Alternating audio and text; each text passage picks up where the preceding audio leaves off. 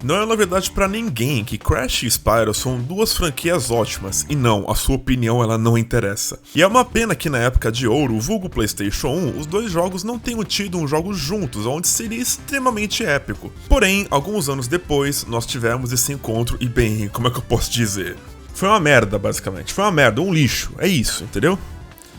Vem o vídeo, vai. Mas, antes de começar, eu queria agradecer ao Gabs do canal Gabs e também do canal Gabs Bandicoot por ter feito um react, ou melhor, 2 reacts dos meus vídeos. Eu acompanho esse doido aí há 7 anos já, desde quando o canal dele se chamava Strong Star Productions, e eu acompanhei a vida inteira do CBB, né, que é o famoso Crash Bandicoot Brasil, que eu sinto uma falta enorme, inclusive, pelo amor de Deus, dá um jeito, vai pra uma outra realidade, volta com o canal, porque era muito bom, eu adorava. Enfim, isso aqui é só um agradecimento pelo conteúdo muito bom nos seus canais e por estar vendo os meus vídeos, porque isso é realmente uma honra pra mim. Ok, agradecimentos feitos, vamos pra tragédia. O ano era 2004, o mundo não era mais o mesmo, já que há 3 anos atrás Celso Portiolli já fez você sabe muito bem o que. E não, ele não é inocente. Mas isso não foi nada. Coisas muito mais graves estavam acontecendo no mundo, como por exemplo um crossover de Crash e Spyro para um jogo do Game Boy Advance, e ele é tão Advanced que o Spyro morreu na tela de título petrificado pelo basilisco do Harry Potter. Pra quem não sabe, esses jogos foram lançados ao mesmo tempo e um completa o outro. Cada um tem sua própria história, porém, em um determinado momento, os dois mundos se encontram. E aí você me pergunta, como que esses dois universos tão diferentes e tão legais se colidiram? Foi uma história bem feita? Foi o destino? Foi um acidente? Foi sua mãe ligando pra eles? Claro que não, né? Por que, meu Deus, por quê? Essa incrível história começa com o Cortex conversando com o Ripto, porque sim, é isso. Não tem história e nem motivo. Então eles dizem um pro outro, vamos trabalhar juntos? E eles dizem que sim. Pronto. Não tem um plano pra conquistar o mundo, nada do tipo, é um casamento basicamente. Eles perguntam, um fala que sim e viveram felizes para sempre. A parte do jogo do Crash, ela é bem legal e bem, entre muitas aspas, fiel em relação aos jogos anteriores de Game Boy que teve do Crash. Afinal, é um jogo de plataforma onde você pula, gira, coleta itens e morre sem ver o que tem embaixo. Porém, se fosse só isso, estaria tudo ok. Mas os jogos são um Crash Bash Simulator. Eu acredito que os desenvolvedores entraram em um surto coletivo para fazer esse jogo, porque além do Spyro estar morto logo no menu de início do jogo, ele é totalmente uma mistura de plataforma com os jogos do Crash Bash. Não, você não está com problemas de audição, eles meteram o modo do Crash Bash no jogo do Spyro para Game Boy. Isso é tão errado que eu tenho certeza que o ser que teve essa ideia maravilhosa foi o mesmo que teve a ideia de criar esse visual pro Spyro. E pra piorar mais ainda, a parte do Crash também tem o modo Bash. Pois é, isso foi bem frustrante na real, afinal os fãs queriam um jogo de plataforma do Crash mesclado com o mundo aberto do Spyro, e os dois interagindo juntos, e não um Pitfall Simulator mesclado com Crash Bash. O que vai vir em seguida? Um Crash Boom Bang do nada ali também? E eu nem falei a melhor parte ainda. Sabe como é que é o encontro entre o Crash e o Spyro no jogo? Eu vou te dar 3 segundos pra você poder adivinhar. E aí? Pensou? Bom, se você pensou que eles foram se encontrar no meio de uma região e começaram a se atacar com coquetéis molotovs, meus parabéns, você tem problema. Mas acertou. Sim, isso não é um surto coletivo. Crash e Spyro pela primeira vez na história se encontram e a primeira coisa que a gente faz é ter que matar o outro com um coquetel molotov.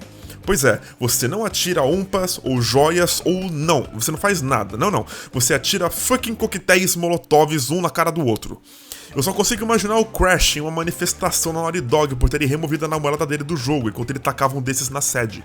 Inclusive, descobrimos que não é só os desenvolvedores que estão chapados a fazer esse jogo. Olha esse Ripto. Não, é sério, olha pra cara desse maluco. Ele tá tão cheirado que é impossível de você achar as joias nesse jogo, porque ele usou todas. Pois é, Ripto, o vilão mais badass do jogo que chegou ameaçando tudo e chutando Moneybags cada vez que dominava um reino lá em Avalar, virou um usuário de crack que tá um mês sem fumar. O jogo, além dessas mecânicas bem diferenciadas e nada legais para os jogos, ainda contém conteúdos extras que são bem entediantes, como por exemplo, colecionar cartas e máquinas caça-níqueis. Não, sério, o que é isso? O jogo se passa em Las Vegas agora? E olha só, tem até a roleta do Bom Dia e Companhia no jogo.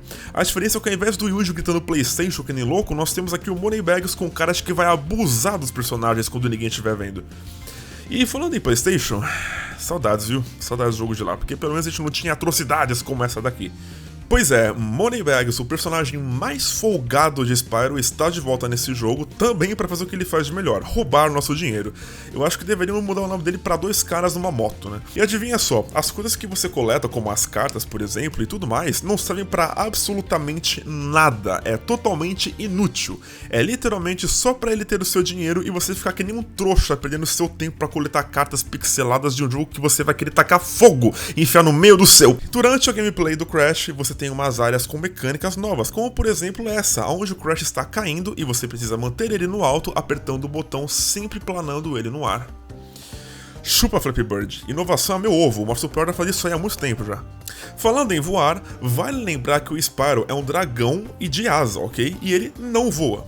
E como que isso não faz o menor sentido, eles acharam que seria uma boa ideia atacar um dragão roxo dentro de um tanque de guerra pra matar os outros. Não, é sério, meu Deus, eu só queria um jogo onde pudesse jogar com os dois no modo que os jogos, sabe, assim, sem ser essas coisas, sabe? Vicarious Visions, eu espero muito que futuramente você consiga se redimir com essas franquias fazendo jogos muito bons. Não, pera. E quanto às batalhas dos chefes, o que a gente pode dizer sobre elas? Bom, elas são... ok. Por que eu faço vídeo desses jogos? Tem tanto jogo bom pra fazer vídeo, eu tô fazendo vídeo dessa bosta aqui. O que eu tenho na cabeça? Os chefes desse jogo são padrão Crash e Spyro mesmo. Durante a era de ouro das franquias, lá no PlayStation, eles sempre tiveram uma coisa em comum: chefes extremamente fáceis.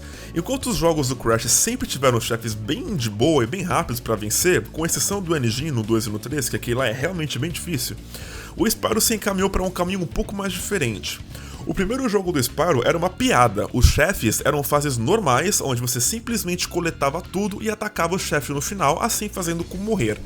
Nada muito difícil, era a coisa bem simples do mundo. O máximo que rolou ali foi no último chefe do 1, que foi o Nessie Nork, que aonde você precisava correr atrás dele, e ainda assim não era nada difícil, era só você correr mesmo. Já no Spyro 2 e no 3 a coisa mudou, pois os chefes ficaram bem mais desafiadores e divertidos de jogar, onde todos eles você entrava em um tipo de arena e precisava entender as mecânicas de como funcionava para você poder não morrer várias e várias vezes. Esse chefe aí mesmo do Spyro 3, por exemplo, com a Scorch Peach, ele é bem difícil de se fazer, porque você tem que saber a mecânica, saber as armas, conseguir derrotar ele antes do tempo. E eu só queria dizer que essa música dele me dava muito medo quando eu era criança.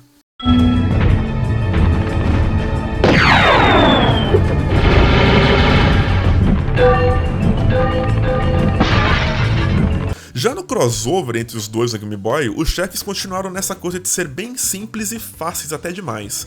Eu até entendo que pelo fato do Game Boy ser bem limitado e isso atrapalhar em algumas coisas, fizeram com que os chefes fossem bem simples.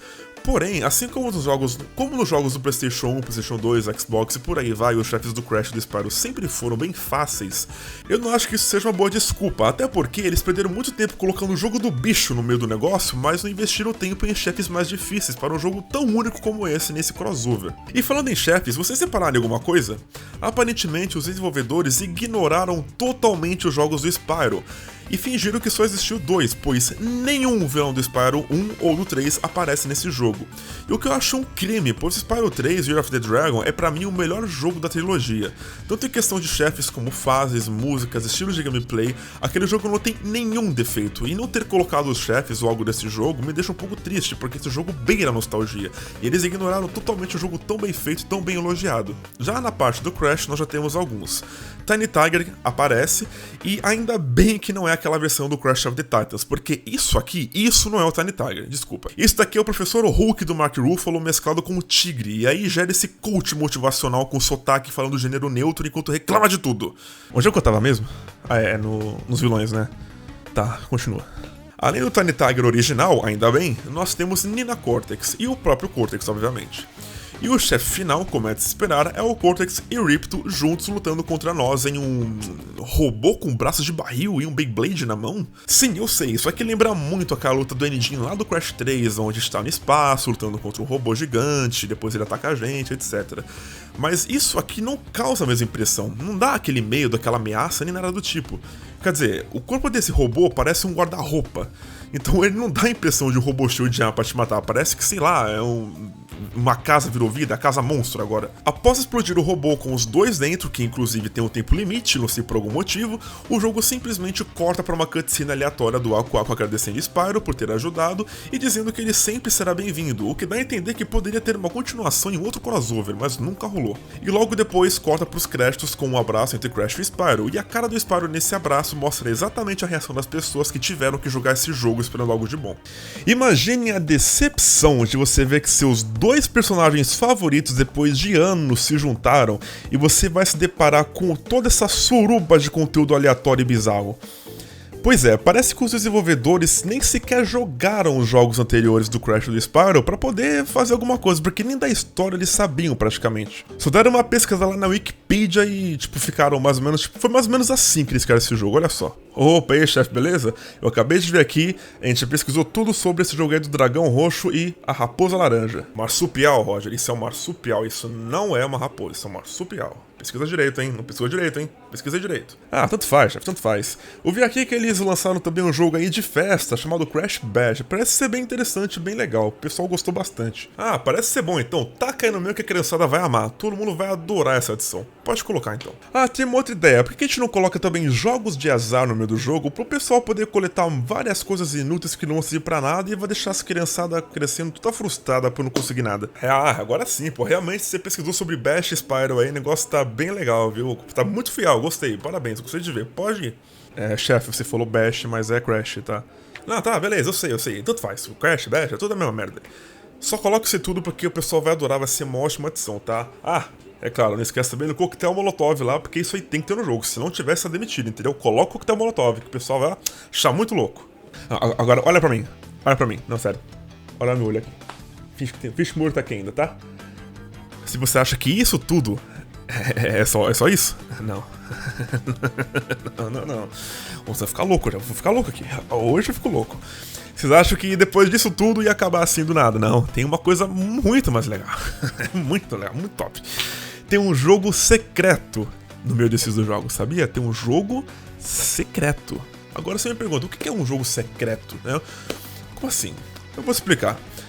Basicamente, quando você colocar os jogos pra carregar, se você segurar o botão L e o botão R enquanto está na tela de loading, ele vai carregar um jogo secreto chamado Crash Party. E aí você fala, pô, beleza, o que é isso aqui? É uma demo de um jogo novo do Crash que vai ser lançado depois, né? Ou então, sei lá, é realmente uma fase secreta? O que é? É isso.